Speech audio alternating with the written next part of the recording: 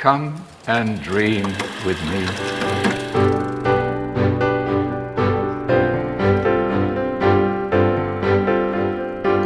Hello, welcome to What Do You Want to Watch, the Explosion Network's premier media podcast. Every week we get together to talk about movies, TV, and online content.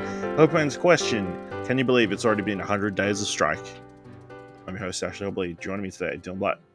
As of today, or? No, just this past week, I believe. Okay, so what day are we actually up to?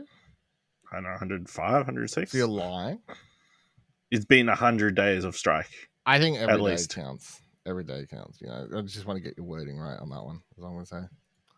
I mean, it doesn't take away that there has literally been 100 days of strike.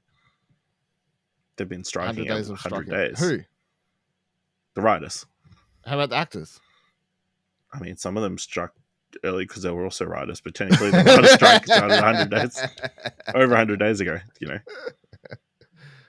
All right. Come back to me when we can have our anniversaries.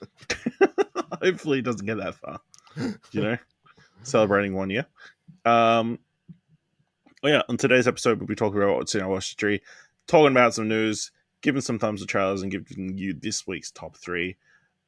Kicking things off, I finished watching the new Apple TV series Hijack, starring Idris Elba, in which a plane gets hijacked. Shocking. So you probably all remember the big talking point out of this is that it all takes place in real time. 7 episodes. The flight takes 7 hours. So the events got to happen. Of course, Idris Elba plays he's a business closer. He closes deals. He gets on a flight from Abu Dhabi to London. The plane gets hijacked, and he decides, I'm going to talk my way out of this situation, so at least I'll survive. And twists and turns kind of happen along the way. You follow the events on the plane, but then you also follow the events on the ground in the FTAC, I think it's called, the British local plane aircraft management. I don't know the actual terms, but the people who look at all the planes going through all over the world and that kind of stuff. And then you also have the British government. And then there's this massive conspiracy kind of going on at the same time that they're trying to figure out, why did they hijack the plane? What are their motives? How did it all take place, and that kind of thing, which is unveiled over the 7 episodes. I really enjoyed it. I watched the first episode when it debuted, and then I only caught up in the last week. Yeah, I remember saying I saw you watch the first one, and you never brought it up on here, so I was like, I guess it wasn't. I figured I would wait until I saw more than one episode, and did not get around to watching the rest of it till this week. And yeah, it's definitely a show that gets its hooks into you, and then as the events slowly start to unravel, you can't help but watch another episode, and got pretty solid cliffhangers each episode. You're saying it's the new 24? I don't think it's the new 24 one, because I don't think it's. I would be highly surprised if there is a second season, especially given the name. But it's possible. He somehow gets on a plane again, and it's hijacked. No, it has to be a different vehicle. It has to be a different vehicle. Yeah, true. Bus. It's hijacked. Boat. Cruise edition. Yeah. Or cruise control. It's like Speed. Yeah. But yeah, I found it really good. Some solid performances. Lots of really good twists and turns. It actually looks really good as well. Compared to a lot of stuff, also sweeping pan shots and stuff, because inside the plane. I assume they actually got the plane, and we're filming in a plane, which would be difficult because of all the tight spaces and getting in and around that kind of stuff. I did find that there's a couple of annoying characters. There's this mum character who's got 2 kids. It's just a terrible person. Very annoying. She doesn't understand how carry-on luggage works, and that the things above you are not yours; they're collective. Yeah, and she thinks she's high and mighty above everybody else because she's a mum. She can do things other people can't. But yeah, other than that, really enjoyable. Yeah, the only other thing is it does have a very similar plot line to another Apple TV show that came out this year. Like it's very interesting if you watch two spy centric shows on Apple TV Plus this season. Oddly similar. But yeah, I found Hijack very interesting. So I would recommend that. And then I also on Apple TV Plus, I watched Strange Planets. So have you seen the web comic Strange Planet? No. I know I looked this up after like I saw it pop up on there, but yes, I didn't know it was based on anything. Yeah, so it's like a series done by Nathan W. Pyle, in which it features like a bunch of aliens kind of explaining what different human things, like very weirdly. Yeah, just the way aliens would look at the way humans do things and that kind of stuff. I mean, I've seen some, but I didn't know. Like, I thought they were just a couple random memes you would see around the internet, because most of the comics are just 4-panel. Yeah, 4-panel, that kind of stuff. Like, it's just 2 panels set up, and then like, it's just. It's hard to explain, but they're very simple but smart. They're simple but smart. But yeah, I didn't realize there was as many of them as there apparently is. Yes. Yes. So now it's an animated TV show on Apple TV Plus, co-created by Dan Harmon, in which these blue beings explore like the complexities of human existence and that kind of stuff. It is weird.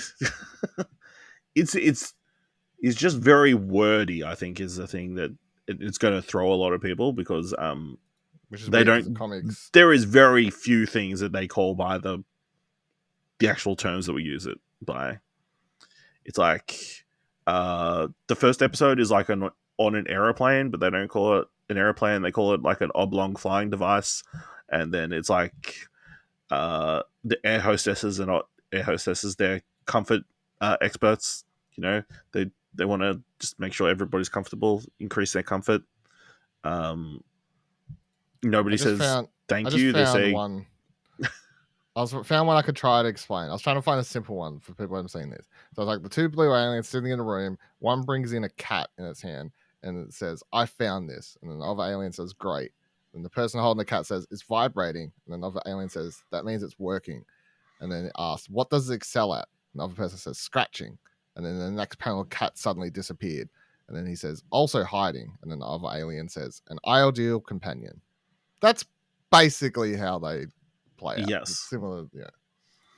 Yeah, so it's a very weird, socially awkward show. Yeah, it's an interesting, quirky one. Yeah, that I don't know. I feel like I needed to watch them in isolation. Like I watched the first 3 episodes back to back.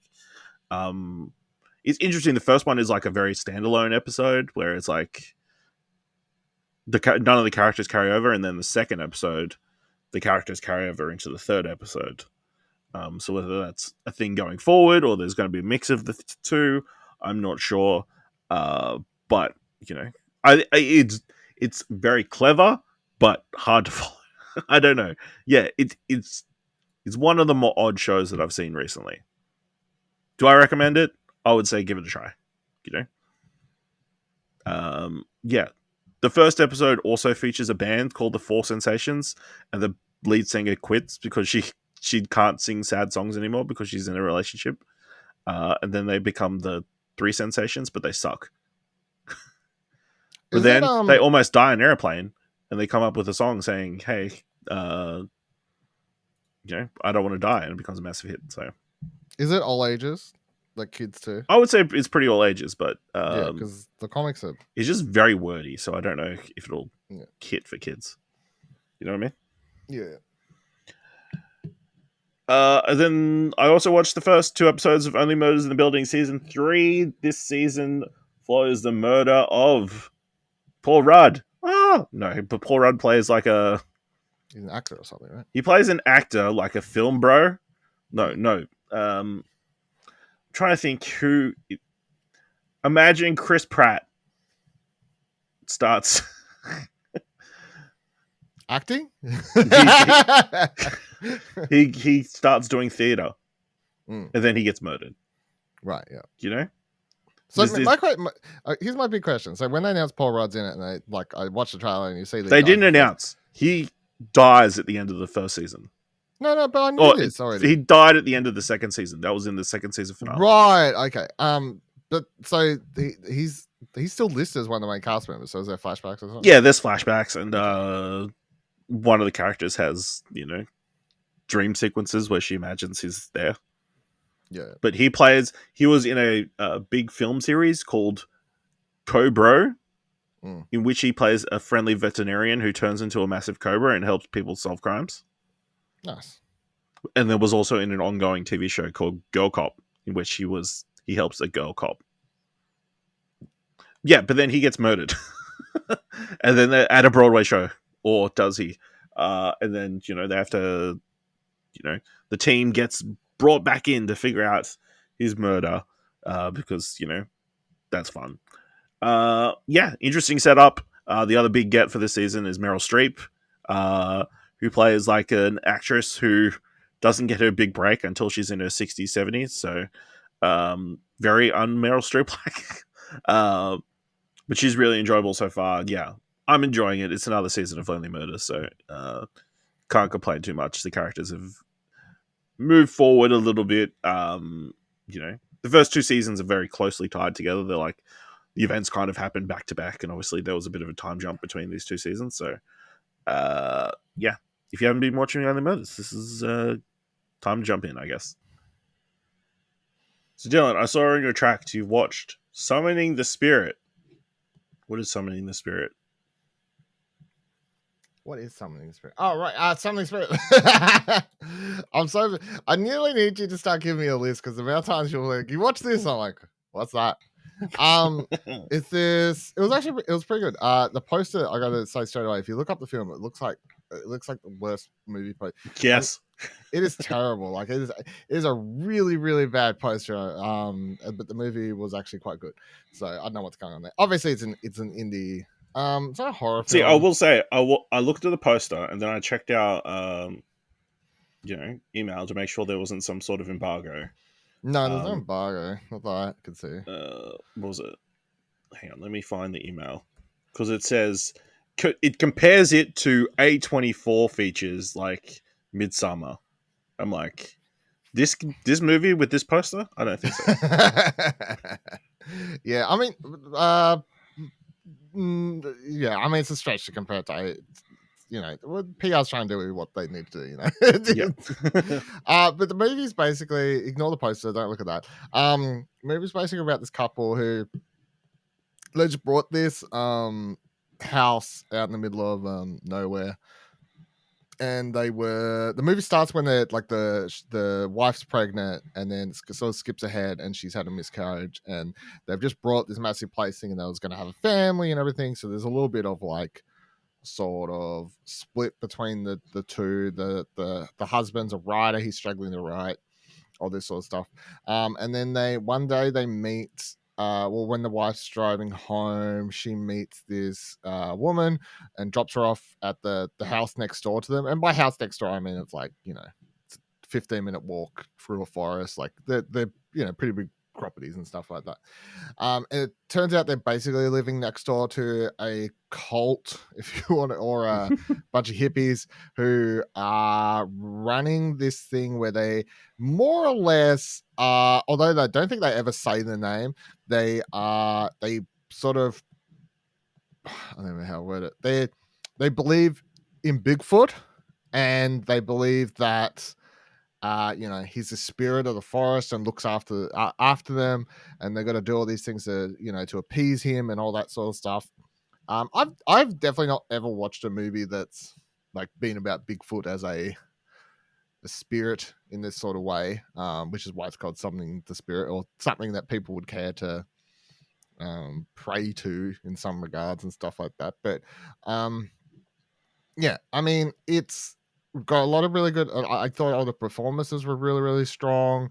It's definitely got a lower budget in terms of some of the when you get down to some of the special effects, but even that is like quite good. But thematically, I guess that's where they're getting the A24 stuff. The comparison to Midsummer, that sort of cultish vibe of the where that film's set and something like that. Because a lot of not all of, there's a lot of stuff in this movie actually takes place during day, but it's sort of weird. There's that off weird feeling about like that something's weird's going to happen here with these people, even though they're doing drugs and dancing around and being hippies and stuff like that.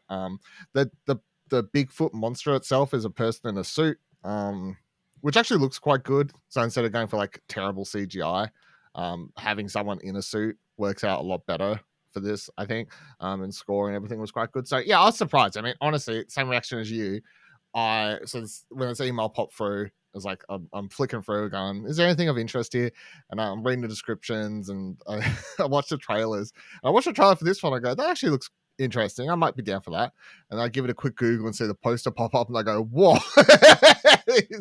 That looks like a $5 book cover I would see at a news agency for some cheap sort of cheap novel. But I actually quite enjoyed this one.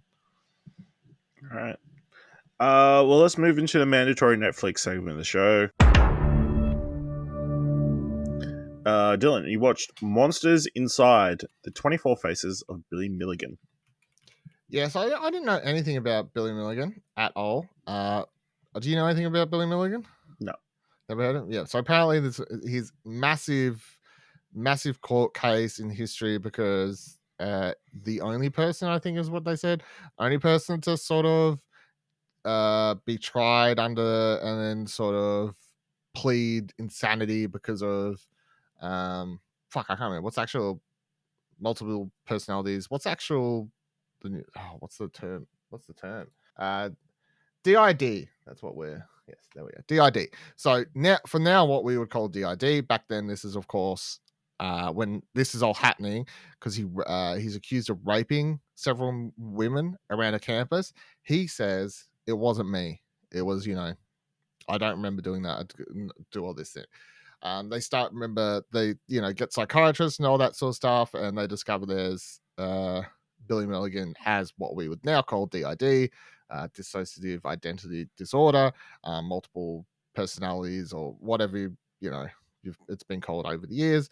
But a lot of this, the thing about this film is, even though DID is now considered is definitely like something that isn't really up for debate anymore these days, this film still has a lot of, and they're always old dudes who were around back then during the case who don't believe Billy Milligan, who believe everything Billy Milligan said was a liar.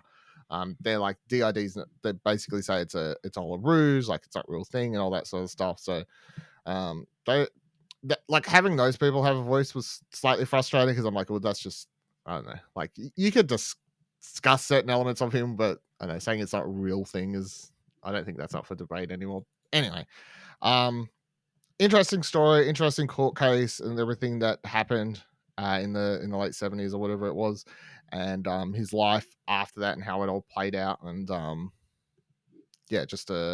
I thought it was good. I didn't think it was over long. Actually, I think it was like 4 episodes, and this one actually justified 4 episodes compared to most of these series where I'm like, it probably should have just been 3. But yeah, no, I enjoyed it. And then the other thing I found out, which I didn't know after my reading, that series that Tom Holland's been in on the Apple TV Plus at the moment? Yeah, the Crowded House. Yep. So that's based on Crowded Billy Room. Milligan. That's based on Billy Milligan. Oh. Which I did not know. He's not called called Billy Milligan, and it's not exactly Billy Milligan, but that is based on a book written about Billy Milligan, and they've changed the names and stuff. Okay. So there you go. Interesting. Yeah. Then you also watch Poison: The Dirty Truth About Your Food. Are you still eating? No, I decided to quit. Fair enough. Moving on. No, this was quite good. It did make me worry. It feels like watching a horror movie at times. Luckily, it's all set in America, so you can just be like, hopefully it's different here, because they cover this, mass case. I can't remember what fast food restaurant it was. Not one we have, like not a McDonald's or something, but something that happens in this mass case about like cooking food incorrectly, someone like dying from it, and some kid. And they cover that court case and like how that led to a change of legislation up to current day America. But then they're like saying current day America, the problem is that they have all the cattle farms or whatever you want to call it, or the meat farms. They're basically next to the fruit and veg or whatever farms. So, they're killing all these cows, and the cows are pooping and shitting in the water, and then the water's being used to clean your lettuce. And then they have this girl who's like, she brought a salad from a fucking a coffee shop or whatever, and then she basically couldn't walk for several years because of the whatever she cooked, and all these terrible things that just make you go, oh my god, the world is not safe. Yeah, it's a horror movie, but the I don't want to spoil. Actually, no, fuck it, I'm spoiling then to make you want to watch it. But the fucking part at the end that got me is they test, I think it's 120 something different supermarkets across all of America, different parts of America. They test 120 something, and they buy like a different pack of mixed salad or something from there, and 36% came back positive for salmonella or some shit like that. I was like, that's such a high number. That's 36%. That is fucking high as hell. Anyway, good luck with that, America. Hopefully we're not. Hopefully, and the amount of times they made sure they have this big segment intercut with like politicians and whatever else, talking about how America has the safest food system, like all that sort of in the world and all that sort of stuff. I'm like, you obviously don't. I don't know if we do in Australia, but all I can hope is that it's better than yours. Is how I feel. Because so as the best horror movie I've watched all week, that movie. All right. Well, that's everything in our watch history. Let's move into a little bit of film news. Again, lots of stuff about the strike. Interestingly, a couple of other potential unions are starting up. In the summer of 2022, it became widespread knowledge that Marvel Studios was playing swiftly and unfairly with its many visual effects teams. News spread that visual effects houses became engaged in underbidding wars. Various VFX vendors had to lowball Marvel in order to get the work they needed. What's more, many of the Marvel higher-ups infamously made a lot of last-minute requests of VFX teams, leading to the coining of the phrase, getting pixel fucked. VFX artists were often asked to scrap work they'd spent weeks on, only to redo everything at the last minute. This became the accepted reason why the VFX on Thor, Love and Thunder, and She-Hulk Attorney at Law had such cheap-looking visuals. Well, now, according to the International Alliance of Theatrical Stage Employers website, the VFX industry has not been unionized since the 1970s. That, however, may soon change. On Monday, 50 members of the on-set Marvel VFX team asked IATSE to appeal to the National Labour Relations Board to vote on the potential reform of the VFX union. According to a recent article in Vulture, the election may be held as early as 21st of August. The 50 members of the VFX board represent 170,000 people who work on Marvel special effects. This would represent a sea change in the industry that relies embarrassingly heavy on VFX. I think a move that we would all be very much on board with.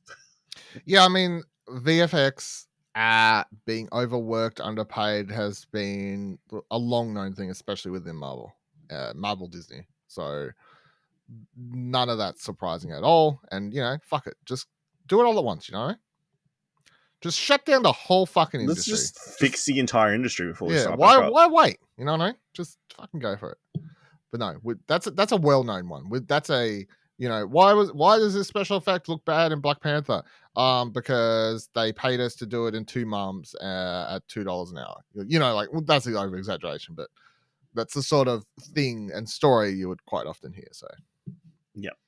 Then the other union-related story. Real Housewives star Bethany Frankel has got a powerful ally in her push for reality TV performers to unionize and join the actors on the picket lines. SAG-AFTRA. The Guild said Thursday it has spoken with Frankel's attorney, entertainment lawyer Brian Friedman, about the treatment of reality performers, and said the other performers Friedman represents can indeed be covered under the Guild's network code. Frankel has been leading the charge for reality stars to be unionized for almost as long as the actors have been on strike. in just a short time, her efforts have escalated to other famous reality stars joining her cause, and even Friedman and Garagos sending a litigation hold letter to NBC Universal on behalf of a group of unnamed clients who appeared on shows on Bravo, E+, and CNBC. On July 19th, Frankel in an Instagram post wondered why reality TV stars are still working, pointing out that reality stars don't get paid shit in residuals despite ratings that can often surpass other scripted programming, and she also called out ways in which reality TV stars are exploited. She revealed that in her first season of the reality television, she was paid just $7,250, and she called on stars to stop filming network and streaming content until other shows that are generating money for the studios for free are taken down. Should reality TV show stars be paid?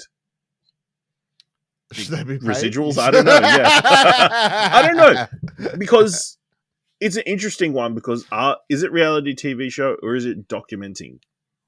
You know, should people in documentaries be paid? Should reality like what's the distinction?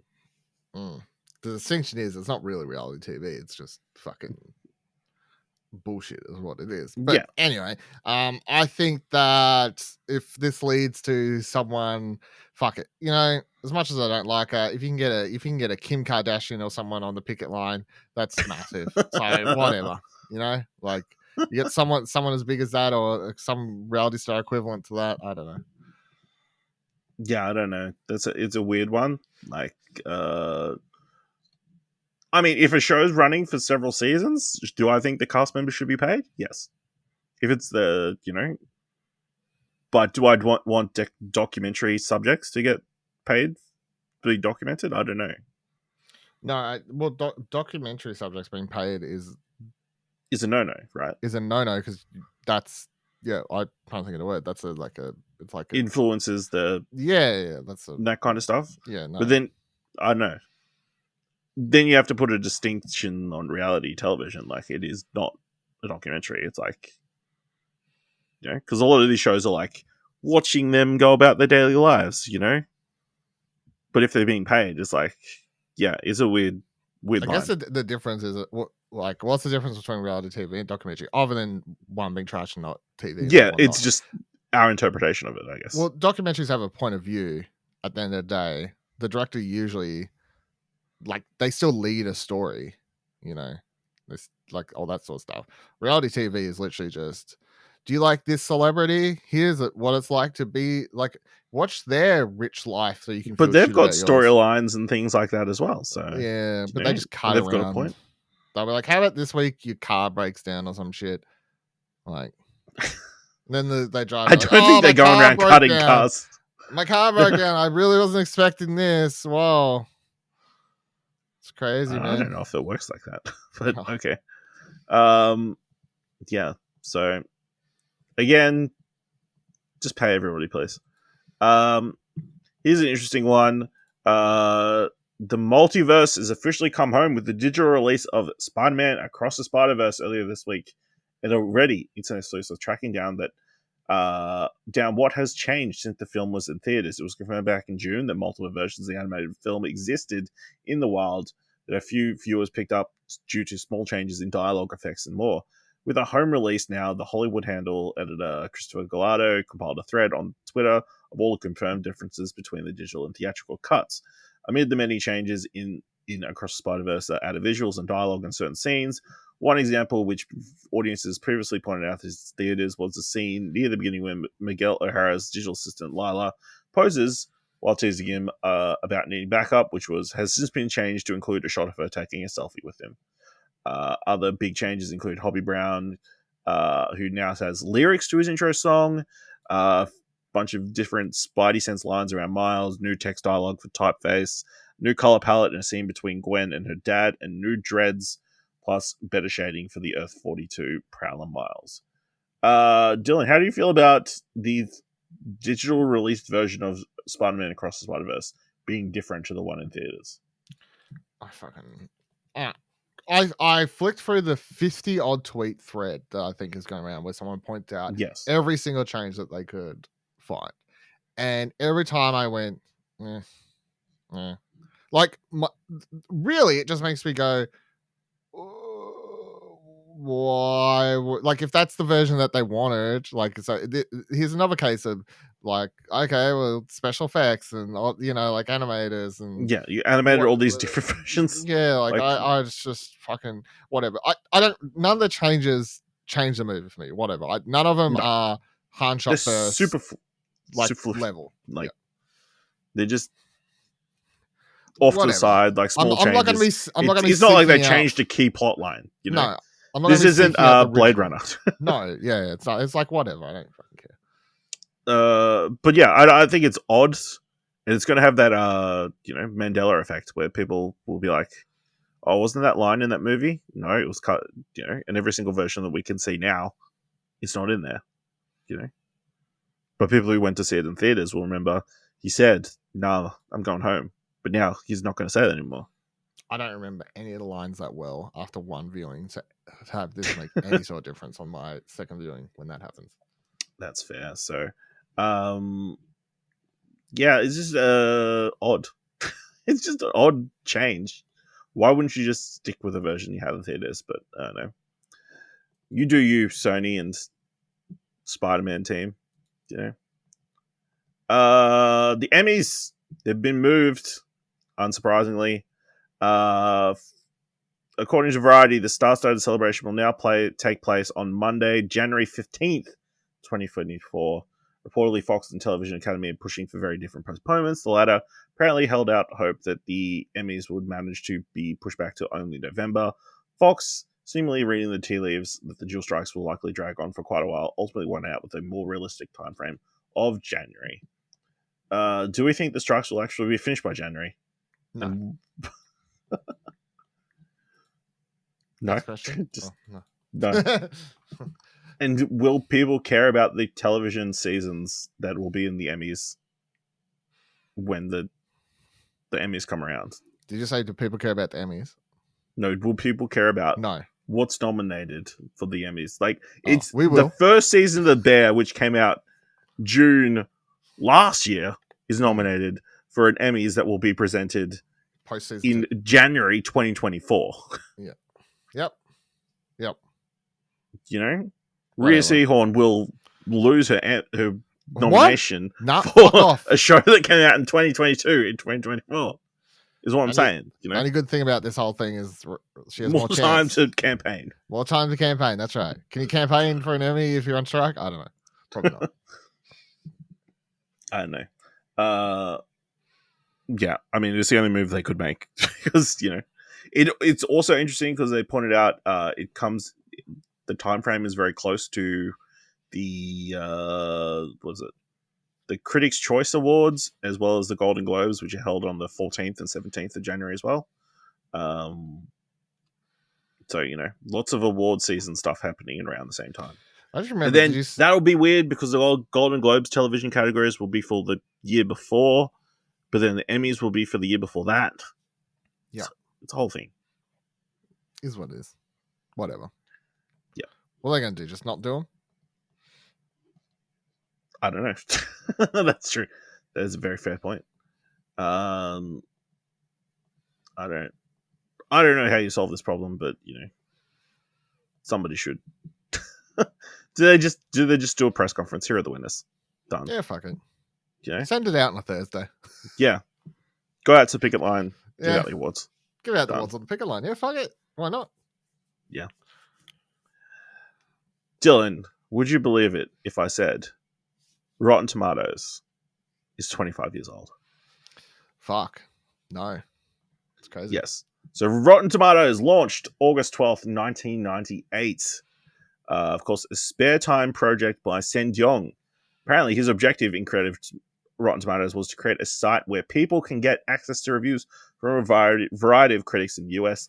As a fan of Jackie Chan, Dyong was inspired to create a website after collecting all the reviews of Chan's Hong Kong action films as they were being released in the United States. The catalyst of the creation of the website was Rush Hour, 1998, Chan's first major Hollywood crossover, which was originally planned to be released in August 1998.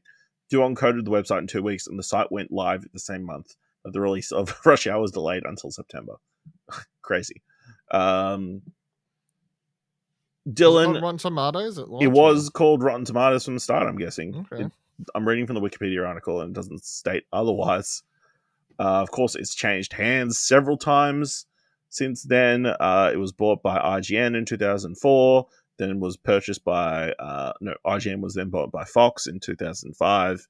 IGN then sold the website to Flickster in 2010. Then it was acquired by Warner Brothers in 2011, and then was sold to Fandango in 2016. So, crazy history of the site. Dylan has Rotten Tomatoes had a net positive or net negative on the film industry. Negative.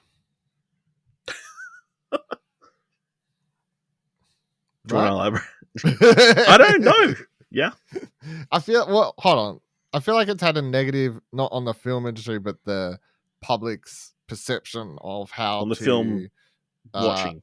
Yeah, film watching and how to, or like what, like to taking film criticism, I guess would be the correct. People aren't. So the site started as someone not saying that they were collecting all the positive reviews, but just wanted to collect all the reviews of this Jackie Chan movie. Yeah. A place to correlate them all and get an average of the score and whatever else. Cool. That's still what Rotten Tomatoes does, but at the end of the day, all people do is go, Rotten Tomatoes says this thing is a 79, 68. It's shit.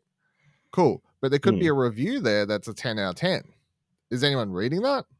I mean, I'm sure some people are, but no one, like most of the time, you know what I mean? Like the public, the way they interact and use Rotten Tomatoes, I think has had a negative on how people deal with film criticism and even games criticism, everything else, like any sort of pop culture criticism, I guess.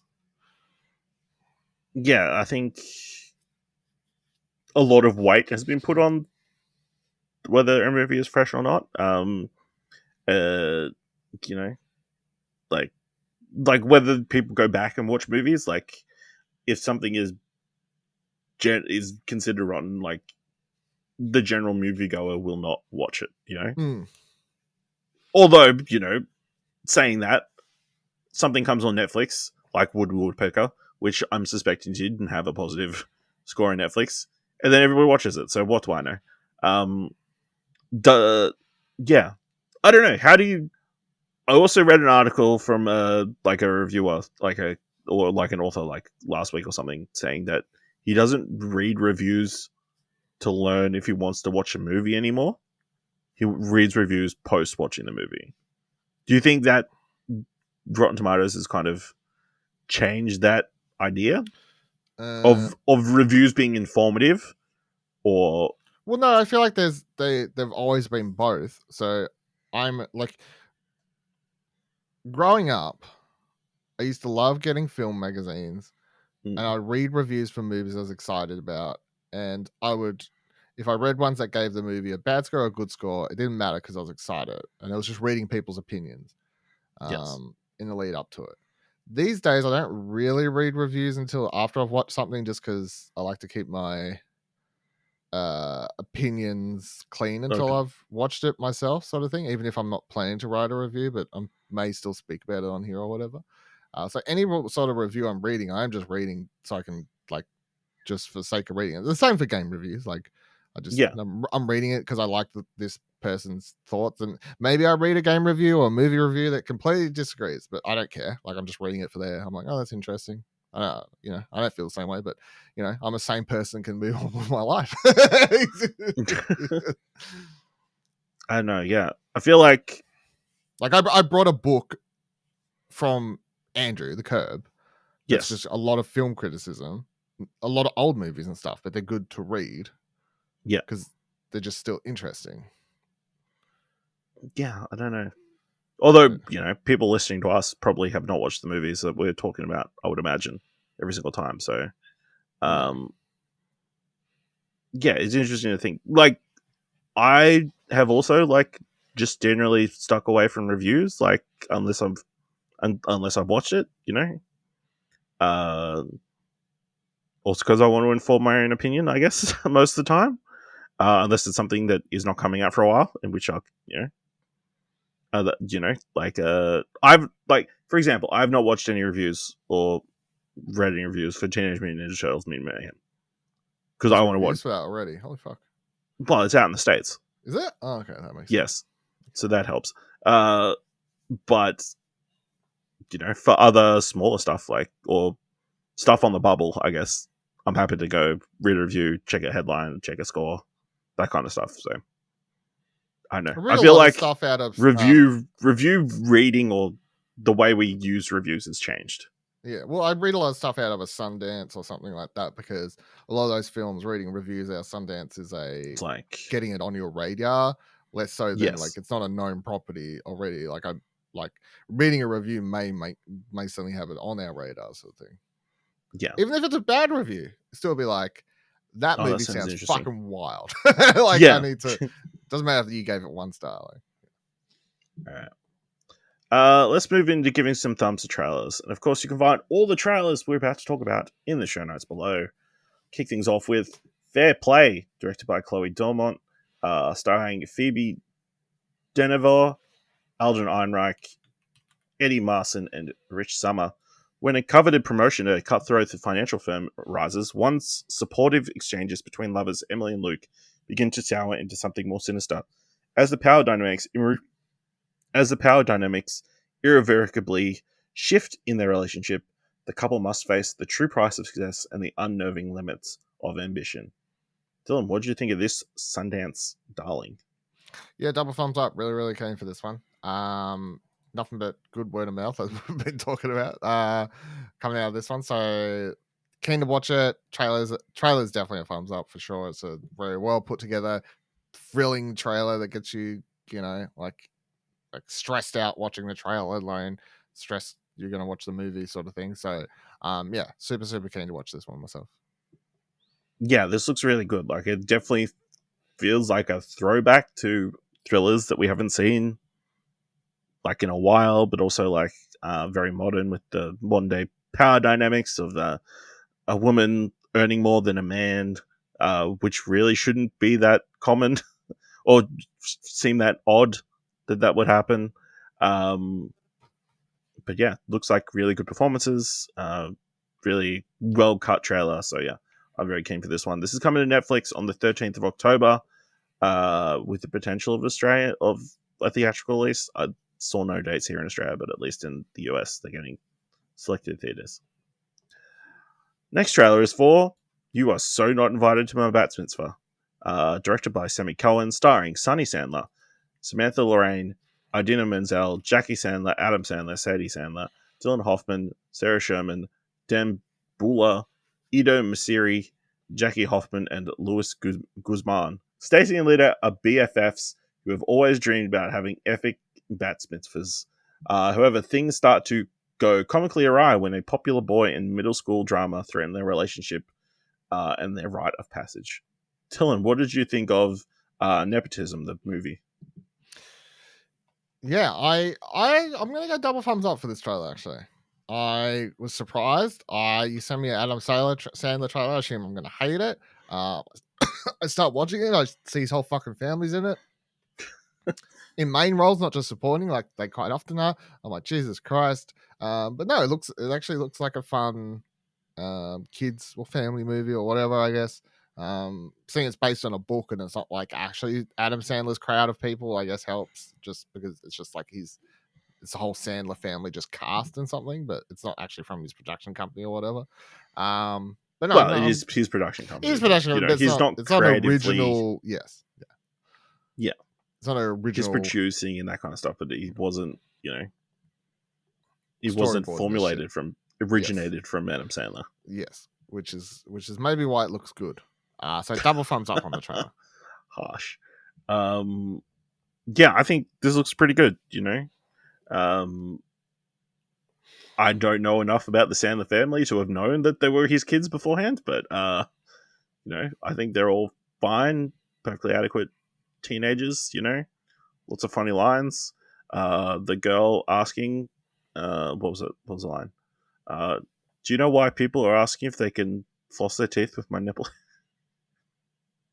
That's a new one.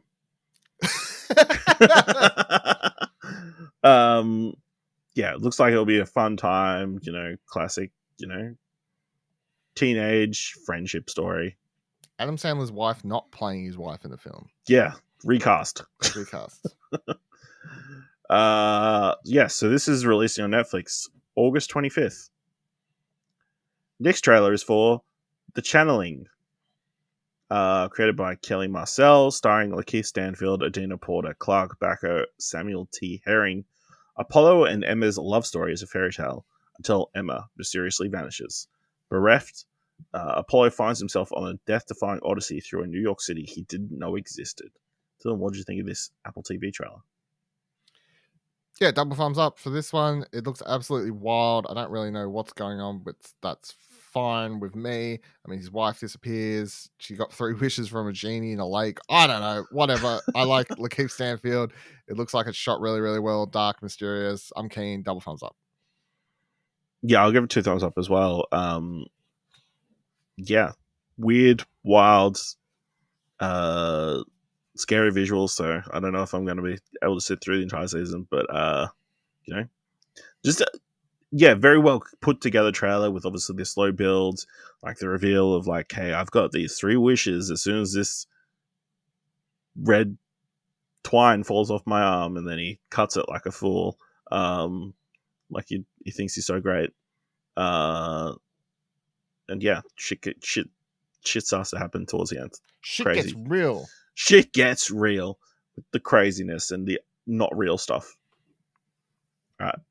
So this is coming into Apple TV Plus starting September 8th.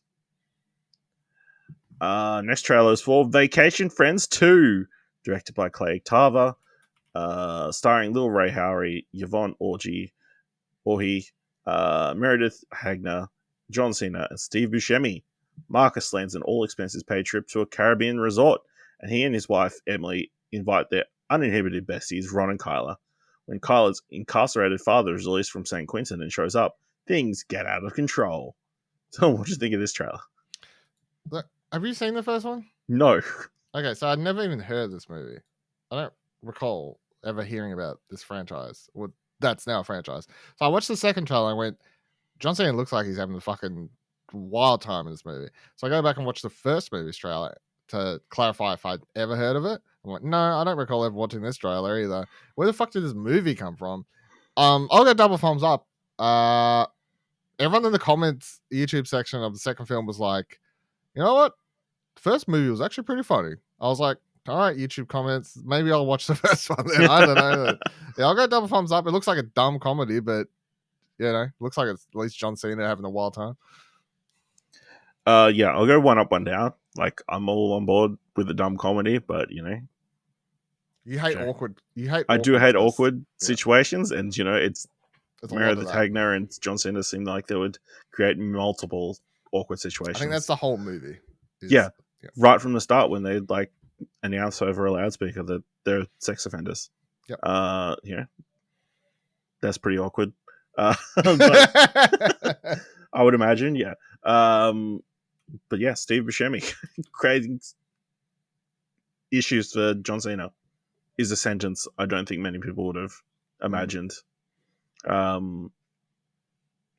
But yeah, I believe the first movie went straight to streaming because of the Fox Pandemic? merger Fox from merger. memory. I think that was a thing. So, so this is coming to Disney Plus on the 25th of August. I think I'm going to watch it. Yeah? Yeah, I think I'm going to watch it. Okay. I mean, I'll watch the first one before. Watch the first one first and then decide after that? Yeah. Or are you going to commit to double feature? No, I'll watch the first one first. The first one, if I hate the first one, I won't watch the second one. Okay. Last trailer for this week. The Continental from the world of John Wick. Developed by Greg Coolidge, Kirk Ward, Sean Simons. Starring Colin Woodall, Mel Gibson, Hubert Point du Jour, Jessica Allen, Michelle Prada, Young Kate, Ben Robson, Peter Green, Ayomide Adigan, Jeremy Bobb, Katie McGrath, Ray McKinnon, Adam Shapiro, Mark Musashi, and Marina Mazepa. The background story of how Winston Scott in the 1970s came to his position as the proprietor of the New York branch of the Continental chain of hotels, safe haven for legal assassins on the grounds of which no business may ever take place. Dylan, what did you think of the trailer for this John Wick spin-off? Yeah, I remember when they announced this, I was like very trepidatious because I'm like, okay, you're going to drag out an entire TV show in the John Wick universe. I just don't think that's a good idea. Now that we have all the information, and like, what is it? It's just random people coming in for the Continental, like just random other hitman that I don't care about. Like, yeah, cool story. Now that we have the full thing, I'm a lot more keen because the full thing boils down to it's basically the origin story of Winston and about how he gets to the Continental. It's only 3 episodes. The trailer looks like it's hitting everything because I was also afraid they'd forget the reason John Wick is a franchise that people like, which is A, kick-ass action, and B, wild, like lively personalities of characters that are like a lot of fun to watch on screen. I'd say they're the two things that make John Wick work. And based on this trailer, it looks like it's got all those things, and only being 3 episodes, being like sort of a mini series. Yeah, I'm going double thumbs up, and I'm actually keen for this now. I'm going to go one up, one down. I don't know. I feel like the tone is very un-John Wick-like. That was the only thing that threw me. Just fun and wacky, you know? John Wick's not crazy fun and wacky, it's dark. A dog dies, Ash. I know what the fuck you're talking about. No, but the tone of this trailer is fun and wacky, you know? Not the brooding, you know, revenge mission. That's fine because it's Winston. And Winston is Winston. More lively. And John Wick is sad and depressed. So, yeah, but yeah, is that what people want from the world of John Wick? I mean, I'm happy. I don't know. Yeah, yeah. There just seems to like a lot of characters thrown out. Like I'm sure, like some of them will just be assassins who get killed very quickly. Well, I don't know. But yeah, like. Obviously different hints and like you see the coins and all the Continental stuff, like they just pulled the Continental right from the movies. I don't think they changed it to look like the 70s at all, like the exterior shot. It looks like the action is pretty solid, so that, you know, if that's good, that'll be what's most important. 3 episodes, apparently the 3 episodes are called night 1, night 2, and night 3. So it could just be taking place over the three consecutive days, or it could just be referencing that it'll be released over 3 weeks. I'm not sure. But yeah, Winston and his brother fighting their way through the Continental to take control. It seems like so. I'm interested to see how this pans out. But this one is coming to. It's coming to Peacock on September 22nd. There is no confirmed date for here in Australia, but it is assumed it'll be released day and date on Prime Video, which has the deal outside of the US. All right, let's jump into this week's top 3. Definitely in the top 3. And with Stray is about to release in cinemas, this week's top 3 is top 3 live-action animal movies. Dylan, what's number 3? I made a rule, I'm going to say. So straight away, I ruled out any animated characters that also happen to be animals. So no Space Jam or no Stuart Little. No Stuart Little. Like I need. No, like, The Lion King. No, The Lion King. No, The Lion King could have worked because it's that they're animals. Like the recent one, but no, it's not on my list. But that's sort of I had to draw a line. Okay. So with that said, number 3. Homeward Bound, The Incredible Journey. This is the classic Disney film. Michael J. Fox and Sally Field and someone else, probably I can't remember, but voicing the characters, the animals. They're just, it's not the typical sort of bunch you would see go together. You got a cat and 2 dogs, and they go on adventure, and they talk, but they're real animals. It's the old school way of they just shoot the animals and, somehow they talk. I don't know, like it's sort of, you go back to this charming way of that they're not trying to CGI lips and they somehow just talk. It's fine. I used to watch this a lot on the VHS, as I'm sure a lot of kids did, but yeah, number 3. All right, my number 3 is also a film starring a dog that has a voice, going on a journey before eventually finding their way home. Mine is the 1995 film Napoleon, the Australian film starring a golden retriever who accidentally gets into a balloon basket and gets drifted away, and then decides to go find the wild dogs that he hopes to join. Do you ever watch Napoleon? Yeah, of course. Yeah. Solid little film. It's weird. Australia has like a weird history of like a bunch of like animal movies. Like, you know, I'm sure another one will feature high on the list, but you've got, there was like that Joey movie, there's Paws, there's Kangaroo the Real Jack. McCaw, Kangaroo Jack, even the Red Dog movies recently. Yeah, true. Yeah. It's a standard bearer in Australia. So yeah, Napoleon, voiced by Razorback. Yeah. They're either kids movies or horror movies. You know, you can go either way. You know, that and what was the crocodile one? Yep. Rogue. Yeah. Rogue. Yep. Napoleon, voiced by Jamie Croft, who seemed to be in an Australian kids movie at the time. Yeah, it's really good. Dylan, what's your number 2? My number 2 is the 2001 film Cats and Dogs. Dylan, my number 2 is the 2001 movie Cats and Dogs. Wow, there you go. I was about to say, I didn't know if our age difference would matter for this one, but yeah, I watched this film a fucking lot when it came out, and for the next couple of years. It used to be on quite a lot in my house growing up. Was a favorite between me and my brother. I don't know, looking back, if I'd say it's a bad movie. I don't know if I could. I feel like I've got complete blinders on for this movie to the point that I just would enjoy it no matter what. Now, they tried to make some sequels. They all suck. This movie made me hate cats for a very long period in my life. It sort of turned me against them. Now I'm sort of back around. I can get down with the cats, but yeah, for a long time here, I was like, no, cats are the worst. Dogs are real animals, and also made me like beagles. For a while there, I wanted a beagle growing up. I was like, Mom, can we have a beagle? No, probably not. Okay, whatever. Yeah, classic. It was a really, really good movie. Really, really good kids movie. Yeah, really good, enjoyable kids movie. Just that genius premise, like the war between cats and dogs that we'd never see. They're spies, and the major premise is someone has found a cure to stopping people being allergic to dogs. And Cat's like, no, we need to fuck that up. we need to fix that. We need to make people allergic to all dogs, and then dogs will be killed off. My favorite scene as I was growing up that made me laugh was the stupid like skinless cats coming in with the fur ball coughing, and they're trying to be all ninjas and secretive, and yeah, it's good shit. Good shit. The main dog, voiced by Tobey Maguire. Yep. Spider-Man and this in the same year. Yeah. 2 classics. Yep. Of course, Mr. Tinkle's voiced by Sean Hayes. Very important as well. So yeah, 2 sequels after that. Not good. I watched the second one. I never watched the third one. Cats and Dogs, The Revenge of Kitty Galore. Mm.